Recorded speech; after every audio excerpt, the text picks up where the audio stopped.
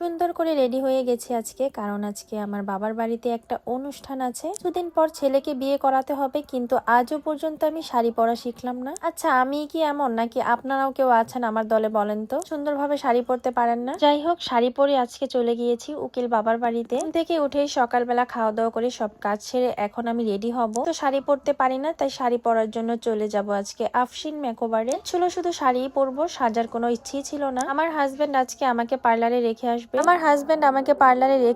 আজকে যেহেতু শুক্রবার, তো শুক্রবারে কিন্তু পার্লারে এমনিতেই একটু ভিড় থাকে। আমি আজকে চলে আসলাম আফশিন মেকওভার। এর আগেও কিন্তু আমি আপুর কাছ থেকে ফেসিয়াল নিয়েছিলাম। আপু কিন্তু খুবই ভালো সার্ভিস দেয়। আজকে আপুর পার্লারে যে এত পরিমাণে ভিড় ছিল কি বলবো। যাই হোক, অনেক ব্যস্ততার মাঝে আপু আমাকে সময় দিয়েছে। এদিকে আমার হাজবেন্ড বাহিরে অপেক্ষা করতেছিল, পরে আমাদেরকে নিয়েই রওনা হলো। আসলাম বিয়ে বাড়িতে। আমাদের বিক্রমপুরের খাবারগুলোর মধ্যে প্রথমেই থাকে পোলাও, তারপর থাকে রোস্ট, ফ্রাই, থাকে গরুর মাংস, এরপর থাকে ডাল। বিক্রমপুরের অতিথি আপ্যায়ন বলে কথা। শেষ পাতে কিন্তু দইও থাকে। যাই হোক, আমরা খাওয়া দাওয়া করতেছি। এই যে আমাদের বড় দুলা ভাই আমাদেরকে বসে দেখে শুনে খাওয়া দাওয়া করাচ্ছে। আমার জীবনে আমি এমন এমন কিছু মানুষ পেয়েছি, তাদের কাছে আমি কৃতজ্ঞ। তাদের কাছে আমি জানি না এত ভালোবাসা পাওয়ার যোগ্য কিনা। আমি মনে করি মানুষের কাছ থেকে ভালোবাসা পাইতেও একটা যোগ্যতা লাগে। লাস্টে আমি এখানে দই খেয়ে নিলাম, খুবই মজার ছিল খাবার। পরে তো হাত ধোয়ানোর পালা। চলেন আপনাদের দেখাই। উনি আমার উকিল মা, তারপরে ভাইয়ের বউ, মানে উকিল ভাইয়ের বউ, তারপরে বড়